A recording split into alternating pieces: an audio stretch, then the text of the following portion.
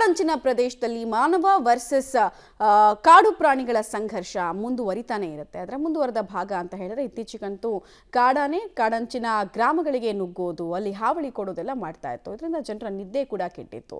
ಅದೇ ರೀತಿ ಹಾಸನ ಜಿಲ್ಲೆಯಲ್ಲಿ ಕಳೆದ ಭಾನುವಾರ ಆರಂಭಗೊಂಡಿದ್ದಂತಹ 3 ಪುಂಡಾನೆಗಳ ಸೆರೆ ಕಾರ್ಯಾಚರಣೆ ಯಶಸ್ವಿಗೊಂಡಿದೆ. ಹಾಗಾದ್ರೆ 3 ಪುಂಡಾನೆಗಳನ್ನ ಎಲ್ಲೆಲ್ಲಿ ಸೇಫ್ ಆಗಿ ಬಿಡುವಂತಹ ಕೆಲಸ ಆಗಿದೆ. ಡೀಟೇಲ್ಸ್ ಇದೆ, ನೋಡ್ಕೊಂಡು ಬರೋಣ ಬನ್ನಿ. ಹಾಸನದಲ್ಲಿ 3 ಪುಂಡಾನೆಗಳ ಸೆರೆ. ಪುಂಡಾನೆಗಳ ಕಾರ್ಯಾಚರಣೆ ಯಶಸ್ವಿ. ಸಕ್ಕರೆಬೈಲು ಕ್ಯಾಂಪ್ಗೆ 2 ಕಾಡಾನೆ ಶಿಫ್ಟ್. ಕಳೆದ ಭಾನುವಾರ ಬೇಲೂರು ತಾಲೂಕಿನ ಕಾನನಹಳ್ಳಿ ಗ್ರಾಮದಿಂದ 3 ಪುಂಡಾನೆಗಳ ಸೆರೆ ಕಾರ್ಯಾಚರಣೆ ಆರಂಭಿಸಲಾಯಿತು. ಮೊದಲ ದಿನದ ಕಾರ್ಯಾಚರಣೆಯಲ್ಲಿ ಪುಂಡಾನೆಯನ್ನ ಸೆರೆ ಹಿಡಿದು ಸ್ಥಳಾಂತರ ಮಾಡಿ ಯಶಸ್ವಿಯಾಗಿತ್ತು. ಮಂಗಳವಾರದಿಂದ ವಿಕ್ರಾಂತ್ ಕಾಡಾನೆ ಸೆರೆ ಆರಂಭಿಸಿದ್ದು, ನಿರಂತರ 3 ದಿನಗಳ ಕಾಲ ಕಾರ್ಯಾಚರಣೆ ನಡೆಸಿ ವಾಟಿಹಳ್ಳಿ ಬಳಿ ಅರವಳಿಕೆ ಚುಚ್ಚುಮದ್ದು ನೀಡಿ ಸೆರೆ ಹಿಡಿಯಲಾಯಿತು. ಸಾಕಾನೆಗಳು ಕಾರ್ಯಾಚರಣೆಯಲ್ಲಿ ಭಾಗವಹಿಸಿ ಬಸವಳಿದಿದ್ದರಿಂದ ಕಳೆದ 2 ದಿನಗಳಿಂದ ಕಾರ್ಯಾಚರಣೆ ಸ್ಥಗಿತಗೊಳಿಸಿ ವಿಶ್ರಾಂತಿ ನೀಡಲಾಗಿತ್ತು. ಬಿಕ್ಕೋಡು ಬಳಿಯ ತಾತ್ಕಾಲಿಕ ಸಾಕಾನೆ ಶಿಬಿರಗಳಲ್ಲಿ ಸಾಕಾನೆಗಳು, ಮಾವುತರು, ಕಾವಾಡಿಗರು 2 ದಿನಗಳ ಕಾಲ ವಿಶ್ರಾಂತಿ ಪಡೆದಿದ್ರು. ನಿನ್ನೆ ಮುಂಜಾನೆ ಜಾನುವಾರುಗಳು ಬೈಕ್ಗಳ ಮೇಲೆ ದಾಳಿ ಮಾಡಿ ಆತಂಕ ಸೃಷ್ಟಿಸಿದ್ದ ಮಕ್ನಾ ಕಾಡಾನೆ ಸೆರೆ ಕಾರ್ಯಾಚರಣೆ ಆರಂಭಿಸಲಾಯಿತು. ಮುಂಜಾನೆಯೇ ಇಟಿಎಫ್ ಸಿಬ್ಬಂದಿ ಮಕ್ನಾ ಕಾಡಾನೆ ಇದ್ದ ಸ್ಥಳವನ್ನು ಪತ್ತೆ ಹಚ್ಚಿದ್ರು. ಸಕಲೇಶಪುರ ತಾಲೂಕಿನ ಹೆಬ್ಬನಹಳ್ಳಿ ಬಳಿಯಿಂದ ಸಾಕಾನೆಗಳೊಂದಿಗೆ ಕಾರ್ಯಾಚರಣೆ ಆರಂಭಿಸಿದ್ದು, ಬೆಳಗ್ಗೆ 11:20ಕ್ಕೆ ಡಾಕ್ಟರ್ ರಮೇಶ್, ಡಾಕ್ಟರ್ ಅಕ್ರಮ್ ಅರವಳಿಕೆ ಚುಚ್ಚುಮದ್ದು ನೀಡಿದ್ರು. ನಿತ್ರಾಣಗೊಂಡು ಕಾಡಿನೊಳಗೆ ನಿಂತಿದ್ದ ಮಕ್ನಾ ಕಾಡಾನೆಯನ್ನ ಕುಮ್ಕಿ ಆನೆಗಳು ಸುತ್ತುವರೆದ್ವು. ಆನಂತರ ಕಾಡಾನೆಗೆ ಹಗ್ಗ ಕಟ್ಟಲು ಹರಸಾಹಸವೇ ಪಡಬೇಕಾಯಿತು.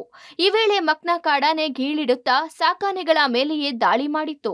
ಸತತ 3 ಗಂಟೆಗಳ ಕಾಲ ಶ್ರಮಪಟ್ಟು ಕಾಡಾನೆಗೆ ಹಗ್ಗ ಕಟ್ಟಿ ರಸ್ತೆಗೆ ಎಳೆ ತಂದು ಕ್ರೇನ್ ಮೂಲಕ ಲಾರಿಗೆ ಶಿಫ್ಟ್ ಮಾಡಿದ್ರು. ಲಾರಿಯೊಳಗೆ ಸಿಟ್ಟಿಗೆದ್ದ ಮಕ್ನಾ ಆನೆ ತಪ್ಪಿಸಿಕೊಳ್ಳಲು ಶತಾಯಗತಾಯ ಹೋರಾಡಿದ್ರೂ ಸಾಧ್ಯವಾಗಲಿಲ್ಲ. ಸುಮಾರು 15 ವರ್ಷದ ಮಕ್ನಾ ಕಾಡಾನೆಯನ್ನ ಸಕ್ಕರೆಬೈಲು ಶಿಬಿರಕ್ಕೆ ಸ್ಥಳಾಂತರಿಸಲಾಗಿದೆ.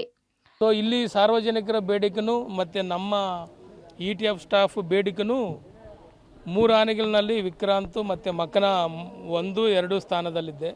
ಸೊ ಇವತ್ತು ನಾವು ಈ ಮಕ್ಕನನ್ನು ಹಿಡಿದು ನಾವು ಸಕ್ಕರೆಬೈಲಕ್ಕೂ ಕಳಿಸ್ತಾ ಇದ್ದೀವಿ. ಸುಮಾರು ಒಂದು 15 ವರ್ಷ ಒಳಗಡೆ ಇದೆ. ಬಟ್ ತೊಂದರೆ ಜಾಸ್ತಿ ಕೊಡ್ತಾ ಇದ್ದ ಕಾರಣ ಇದು ನಾವು ಹಿಡಿಯಬೇಕಾಯಿತು. ಸೊ ನಮ್ಮ ಕ್ಯಾಂಪ್ನಲ್ಲಿ ಇಟ್ಕೊಂಡು ನಾವು ಟ್ರೈನ್ ಮಾಡಿ ಒಳ್ಳೆ ರೀತಿಯಲ್ಲಿ ಕುಂಕಾನೆ ಮಾಡ್ತೀವಿ ಅಂತ ಹೇಳಕ್ಕೆ ಇಚ್ಛೆಪಡ್ತೀನಿ.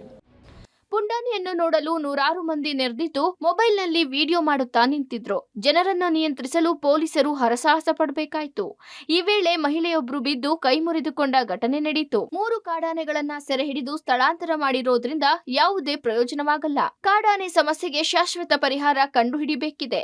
ರೈತರು ಭೂಮಿ ನೀಡಲು ಸಿದ್ಧರಿದ್ದು ಪರಿಹಾರ ನೀಡಿ ಭೂಮಿ ಪಡೆದು ಆನೆಧಾಮ ನಿರ್ಮಾಣ ಮಾಡಿ ಎಲ್ಲ ಕಾಡಾನೆಗಳನ್ನ ಸ್ಥಳಾಂತರ ಮಾಡಿದ್ರೆ ಮಾತ್ರ ಕಾಡಾನೆಗೆ ಶಾಶ್ವತ ಪರಿಹಾರ ಸಿಗಲಿದೆ ಎಂದು ಕಾಡಾನೆಗಳ ಪೀಡಿತ ಪ್ರದೇಶದ ಜನರು ಆಗ್ರಹಿಸಿದ್ದಾರೆ.